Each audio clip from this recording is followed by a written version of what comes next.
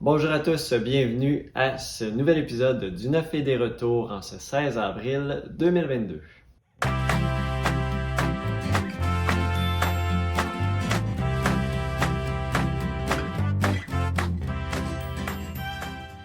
Alors, avant de commencer, juste un petit mot, un petit rappel, en fait, pour aller donner votre avis, soit sur la page Facebook ou sur la page Google, sur Google Maps, vous pouvez retrouver la boutique et tout simplement mettre un petit avis sur la boutique. C'est toujours très apprécié, ça aide à faire monter la boutique dans les recherches sur Google et sur Facebook. Également, si vous voulez tout simplement venir jaser de jeux avec plein de passionnés de la boutique et de ma chaîne aussi YouTube pour Game Québec, j'ai créé une plateforme, un serveur Discord qui permet juste tout simplement de jaser avec plusieurs thématiques, sujets, soit des parties que vous êtes en train de jouer, tout simplement ce qui est en lien aussi avec la boutique. Ça peut être aussi par rapport à mes actualités ludiques sur la chaîne Board Game Québec, des actualités par rapport au monde de jeu, toutes sortes de choses si vous voulez aller jouer sur Board Game Arena avec nous autres. Donc, j'ai créé ça la semaine passée. Je vais mettre le lien dans la description de la vidéo si vous voulez venir rejoindre ça. C'est ouvert à tous. Donc, vous êtes les bienvenus. Et donc, on passe ça tout simplement avec qu'est-ce qu'on a reçu. On a ici, premièrement, Finger Guns en français, même si le titre est en anglais, quoique en français, ça donnerait Doigt fusil. C'est pas nécessairement le plus beau titre. Donc, Finger Guns, c'est un jeu pour 3 à 8 joueurs. Environ une vingtaine de minutes par partie. C'est un jeu dans lequel on va devoir baisser le niveau de vie des adversaires.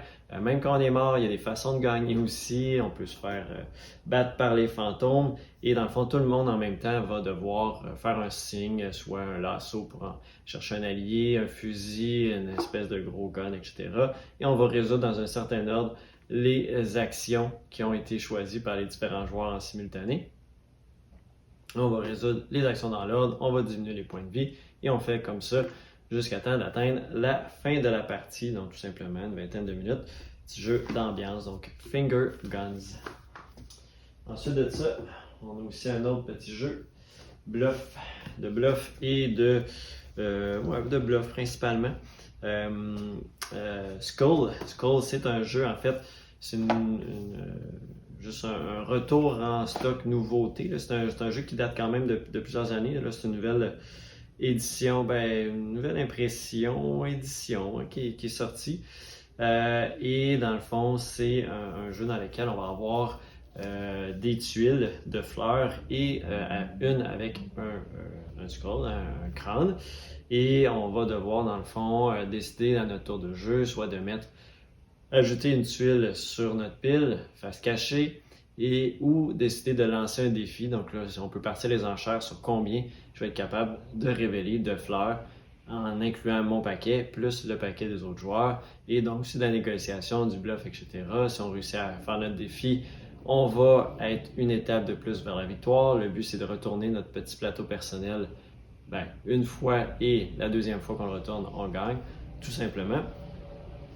On peut être éliminé du jeu aussi également, si jamais on n'a plus de tuiles, parce que lorsqu'on pogne, qu'on pige des crânes, on doit perdre certaines tuiles. Donc Skull, c'est pour nombre de joueurs, je ne l'ai pas ici, 3 à 6 joueurs, 15 à 45 minutes. C'est en version multilingue ici. Sheep Up, également en français, même si le titre est très consonance anglaise. C'est un jeu pour 1 à 4 joueurs, une quinzaine de minutes par partie, des joueurs âgés de 5 ans et plus. Donc c'est un jeu plus enfant dans lequel on va devoir amener les moutons vers l'enclos et ne pas se faire attraper par les loups. Il y a différentes façons de se déplacer avec justement l'aspect de saut de mouton. Donc, on peut passer par-dessus différentes tuiles, par-dessus les loups aussi. Et les loups vont suivre des trajectoires fixes qui vont éventuellement manger des moutons, donc en fait capturer des moutons. Donc on va essayer d'éviter ça et se rendre tout simplement de l'autre côté. Donc jeu relativement simple, bien sympathique, donc Sheep Up. Long Shot The Dice Game. Long Shot The Dice Game, c'est un jeu d'enchères sur une course de chevaux dans lequel les chevaux vont avancer avec des résultats de dés et chaque coureur, en fait, je me souviens plus comment on appelle ça, les personnes sur les chevaux, j'ai un blanc, mais en tout cas, ces personnes-là, j'ai Valet en tête, mais c'est pas ça pantoute. Non, ça revient pas. C'est pas grave. Vont avoir une carte spécifique à ce cheval-là. Et c'est un jeu dans lequel, dans le fond, chaque joueur va faire aussi des actions pour miser justement sur qui va gagner la course, quel chevaux va gagner la course. On peut acheter aussi des chevaux. Si on achète ces chevaux-là et qu'ils gagnent, ça va nous donner des points à la fin de la partie. Les mises qu'on va faire vont nous donner des points à la fin de la partie, principalement ça. Et aussi, on peut aller améliorer tout au long de la partie les différents pouvoirs des différents chevaux qui vont faire avancer d'autres chevaux lorsque ces chevaux-là avancent. Donc, il y a une petite stratégie quand même derrière tout ça, malgré que oui, il y a de la chance avec les dés, c'est sûr. Un cheval peut avancer beaucoup, beaucoup dans la partie et finalement, à un moment donné, être tout près de gagner et il n'avance tout simplement plus. Donc, il y a une part de chance dans tout ça, mais sympathique jeu de enchères avec un dé style plus roll and write, mais mise et tout ça mélangé. C'est pour 1 à 8 joueurs, donc une grande variété de joueurs qui peuvent y jouer 25 minutes. C'est la version anglaise ici. Pour Long Shot The Dice Game. Du côté des extensions, quelques extensions que je peux vous montrer ici. On a ici l'extension Space Base The Mysteries of Terra Proxima. C'est le deuxième de la saga, l'expansion Saga, donc c'est la version anglaise ici. Ça ajoute dans le fond des nouvelles cartes de vaisseaux, mais ça ajoute aussi des nouveaux scénarios. Dans le fond, on va faire une espèce de mode un peu plus campagne et lorsqu'on a terminé la campagne, ben, on va pouvoir tout simplement ajouter ces cartes-là aussi à notre jeu. Donc, on peut rejouer avec ces cartes-là. Ce n'est pas fini lorsqu'on a passé au complet. Donc, c'est 40-60 minutes, 2 à 5 joueurs, donc l'extension. Terra Proxima pour Space Base. On a aussi des extensions pour Museum Pictura. On avait reçu là, il y a quelques semaines la boîte de Museum Pictura en français.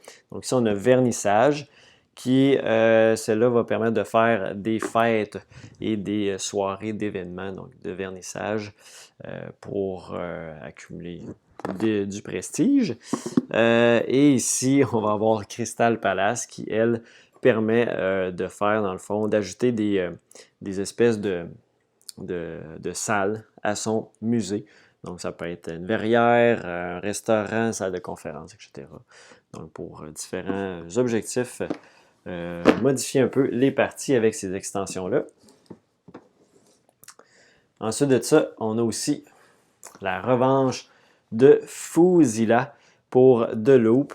Donc, dans cette extension-là, on va avoir 2 nouveaux agents, 2 nouveaux modes de jeu inédits, puis en plus ça, des artefacts, des missions supplémentaires. Donc, ça rajoute du contenu pour le jeu de base de The Loop. Donc, The Loop, c'est environ une soixantaine de minutes, 1 à 4 joueurs. C'est la version française ici pour l'extension de The Loop. On a aussi du côté des nouveautés, encore une fois, on a ici Scooby-Doo Escape. Scooby-Doo Escape, c'est un jeu d'enquête, d'aventure.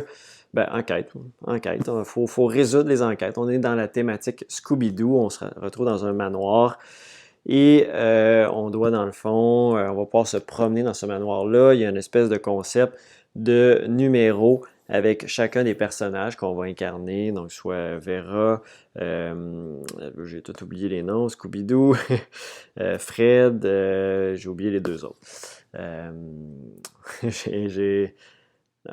Shaggy, non. quelque chose comme ça.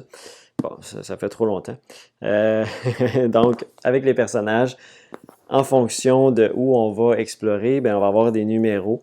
Donc, Vera, par exemple, c'est toutes les 1000. Fait que là, on va pouvoir associer des endroits. Ça va nous amener à lire des segments dans son livret à elle. Ça va nous débloquer des nouvelles choses, des nouvelles tuiles. On va vraiment explorer tout ça, le manoir, pour résoudre les différentes enquêtes. Il y a 2 enquêtes dans cette boîte-là pour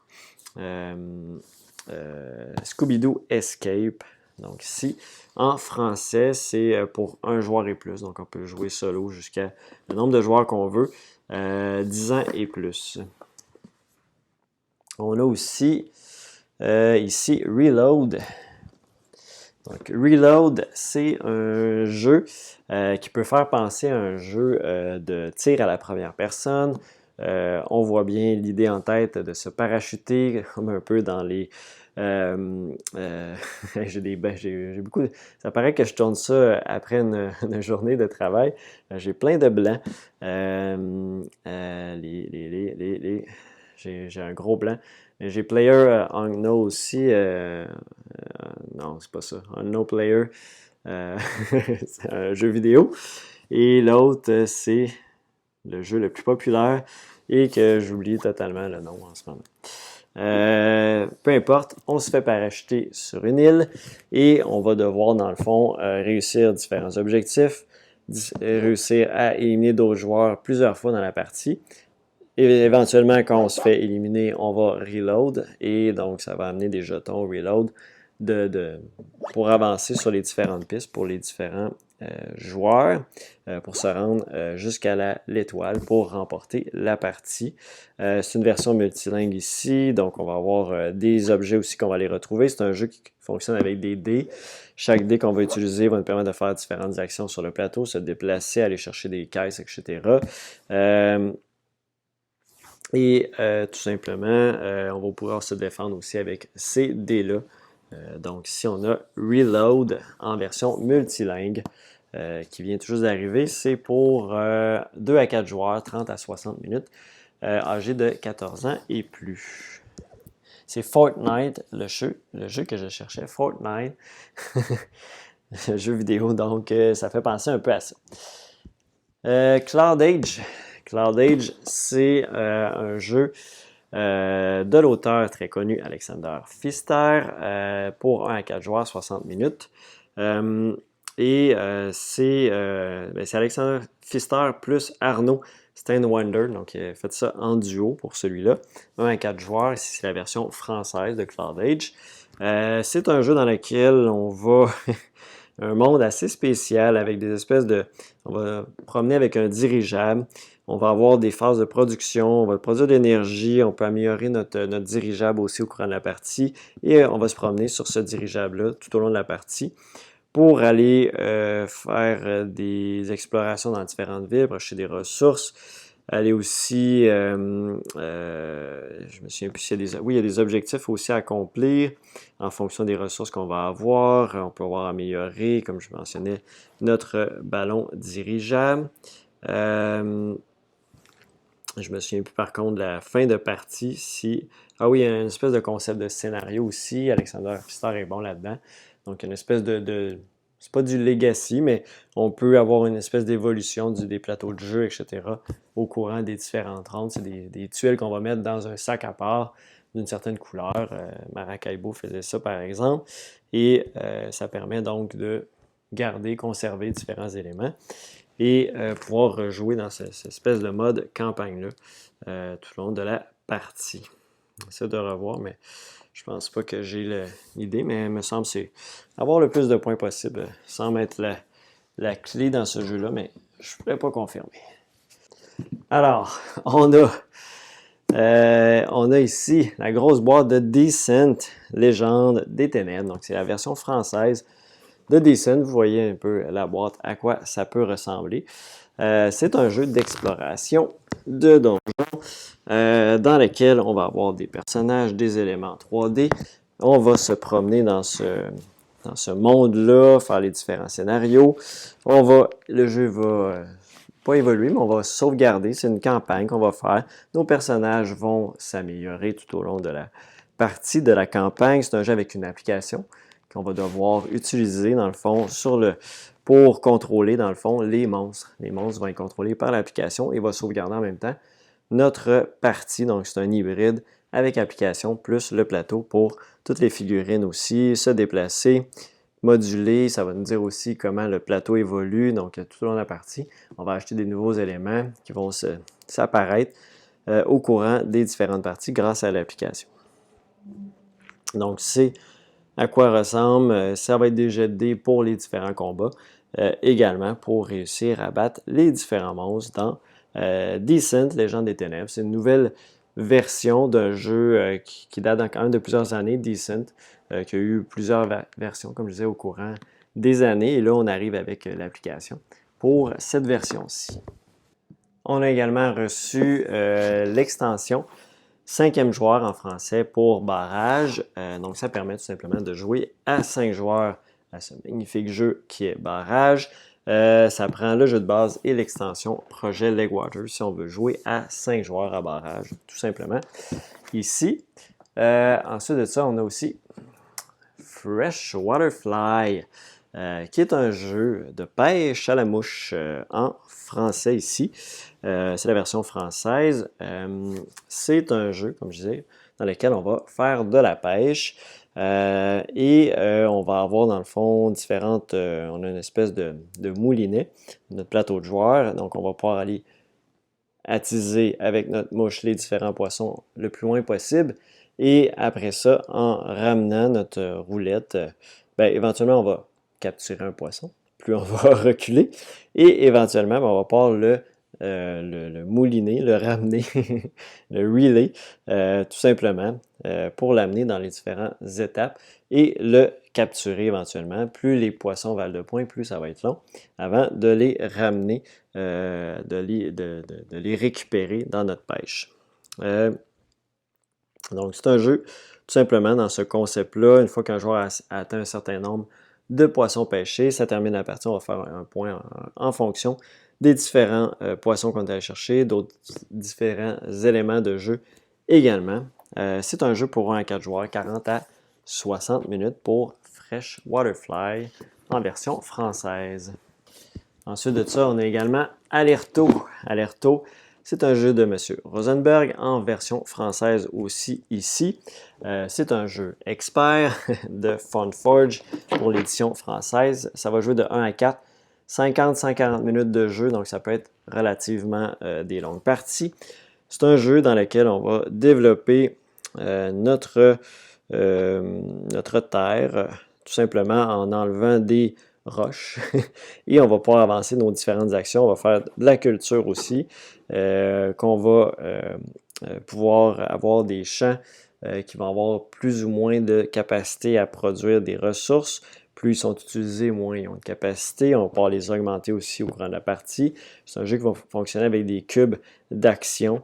Et dans chacune des zones d'action, plus il y a de joueurs qui sont allés, plus ça va nous coûter cher faire les actions.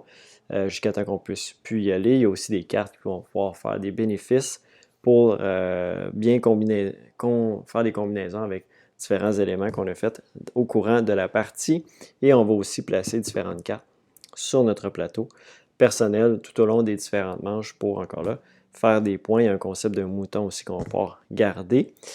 Concept principal, c'est qu'on essaie d'avancer principalement nos différents objectifs tout au long de la partie pour faire avancer notre maison qui va gagner aussi en nombre d'actions qu'on va pouvoir faire dans une manche de jeu et en points de victoire aussi pour la fin de la partie. Donc, Alerto, un bon jeu de gestion assez complexe, d'ouvrier spécial avec les cases qu'on doit payer plus pour faire certaines actions. Plus il y a de personnes. Donc, Alerto, ici en version française. On a aussi Extinction. Ici, j'ai la boîte Panda, mais j'ai aussi la boîte Tigre. Les deux boîtes contiennent l'extension Panda. Elles sont pareilles. C'est juste la couverture qui va changer. C'est un jeu coopératif de 1 à 5 joueurs, 75 minutes environ par partie. C'est un jeu dans lequel on va devoir justement éviter l'extinction des différentes créatures dépendant des scénarios qu'on va jouer, soit tigres, soit les pandas, soit les... il semble qu'il y a un autre. On a les tigres, les loutres aussi. Donc, ça peut être ça aussi également. Et c'est un jeu dans lequel, dans le fond, on va tenter d'éviter que la savane soit détruite et d'éviter d'avoir une réduction trop grande des animaux qui sont présents dans la savane. Il y a aussi, il va falloir convaincre les différents, les différents pas les pays, mais c'est les ambassadeurs des différents pays de voter pour préserver cette espèce-là de l'extinction. Et dépendant des objectifs. Donc, il faut remplir différents objectifs pour qu'ils votent oui. Si on réussit à faire gagner assez de oui, bien, on va gagner tout simplement la partie. Donc, c'est un jeu de politique d'une certaine façon, mais qu'on veut préserver les différents animaux. Donc, on a les scénarios tigre, loutre de mer et panda dans les deux boîtes qu'on a présentement, soit la boîte panda ou la boîte tigre. On a aussi, petit jeu ici, de party, pas le temps de niaiser. C'est un jeu dans lequel on va devoir faire des défis. C'est 3 à 20 joueurs, donc on fait 2 équipes. Et on va avoir une espèce de sablier qui fait du bruit, mais il faut réaliser des défis avant que le sablier soit écoulé pour passer à l'adversaire, tout simplement. Par exemple, un exemple de défi, ça peut être pose un truc en équilibre sur ta tête pendant 3 secondes. Il faut que tu réussisses à faire ça, sinon, si le sablier buzz, vous avez perdu.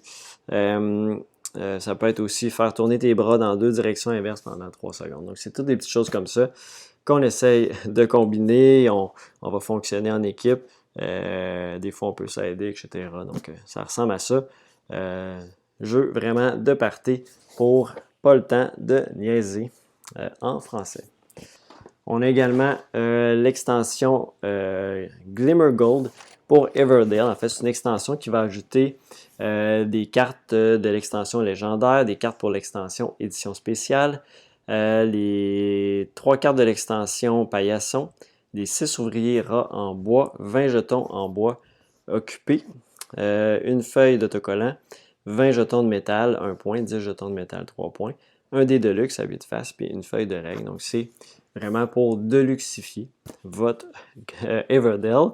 Donc, c'est dans le fond pour représenter ce qu'il y avait dans l'édition collecteur d'un Kickstarter passé pour Everdell. Donc, ici, c'est la version française pour cette extension-là qui permet d'avoir des composantes de luxe pour Everdell.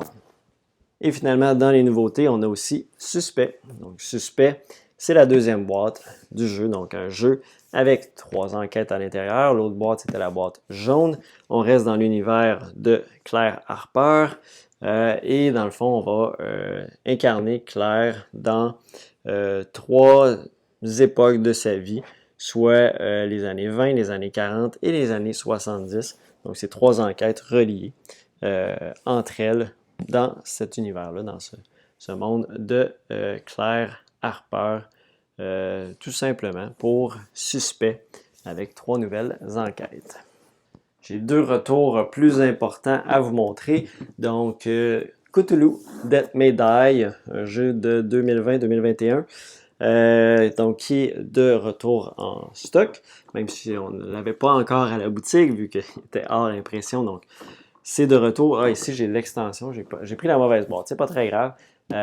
Ici, c'est l'extension saison 2. Mais bon, sachez que la boîte de base aussi est disponible. C'est un jeu tout simplement à scénario avec, dans le fond, différentes enquêtes. Pas d'enquête, mais d'objectifs à accomplir. On va avoir tout un aspect de santé mentale, comme dans tout l'univers de Cthulhu, de Lovecraft. Et on va faire donc se promener dans différents établissements, scénarios, éviter de virer fou, tout simplement, éviter de perdre nos points de vie. Donc, c'est des jeux de figurines avec des dés pour résoudre les différents combats. On va pouvoir améliorer nos capacités de personnages, etc. Donc, Cthulhu, Death May Die, les extensions, saison 2. J'ai d'autres extensions aussi, des petits ajouts de figurines et aussi ben, la boîte de base, tout simplement, qui sont de retour en stock. J'ai le retour en stock, ça faisait peut-être quelques mois, qui était non disponible chez mon fournisseur. Donc, Root en français. Root en français contient obligatoirement, ils n'ont pas fait de boîte de base juste pour le jeu de base, contient l'extension Rivière. L'extension Rivière qui rajoute le culte des lézards, la compagnie de la rivière, puis aussi la marquise mécanique. Donc, il rajoute des extensions, l'extension en fait, pour jouer jusqu'à 6 joueurs avec les différents personnages. Le vagabond aussi est là, comme dans la boîte de base, l'Alliance, la forêt, les dynasties, les marquises, des chats. Et Root, pour ceux qui ne connaissent pas, c'est un jeu asymétrique dans lequel on va incarner un des différents peuples. Donc les chats, les dynasties de la canopée, ça c'est les Airy, les petites souris, le vagabond, soit les lézards ou les castors. Et chacun va avoir sa propre façon de gagner, faire des points principalement en fait, parce que le but c'est de se rendre à un certain nombre de points, mais faire des points, chacun va avoir sa propre méthode. Certains vont interagir plus avec d'autres que d'autres, spécifiquement d'autres factions que d'autres. On dirait que mes mots ne suivent pas bien ce que je veux dire. Je pense que je suis fatigué. Par exemple, le vagabond, lui, va vraiment se promener à travers un peu tout le monde. Il est tout seul sur le plateau, c'est une figurine. Il va vraiment interagir avec tous les autres joueurs. Mais par exemple, le chat va beaucoup plus interagir avec les oiseaux, vu qu'ils se contrôlent souvent des territoires. Par contre, les souris vont quand même être là pour un peu semer la pagaille partout, mais ils ont une interaction sensiblement avec tous les joueurs aussi. Mais bon, ça ressemble un peu à ça comme jeu Root. On est donc en retour en stock pour la version française. Et on va aller voir pour conclure la promotion de la semaine. Alors, du côté de la promotion de la semaine, on retrouve à 34,99 Dollars to Donuts. C'est en anglais seulement pour l'instant. Par contre, j'ai mis un lien vers une vidéo qui explique les règles en français. C'est pas moi qui ai fait la vidéo, mais je l'ai regardé et je trouvais que ça expliquait bien le fonctionnement du jeu. C'est pas un jeu qui est très compliqué. Si vous êtes légèrement à l'aise en anglais, les règles sont relativement simples, donc vous devriez vous débrouiller malgré tout, mais la petite vidéo en français peut vous aider à répondre aux questions que vous avez si jamais vous n'êtes pas certain. Dans le fond, dans Dollars to Donuts, on va tout simplement essayer de remplir notre feuille personnelle avec des petites bandelettes comme ça ici, et aussi des petites pièces, l'argent du jeu, qui va aussi nous servir, par exemple, avec des trous de beigne ou avec, des fois il y en a d'autres, qui ne sont pas des trous de beigne, qui sont des demi-beignes par exemple.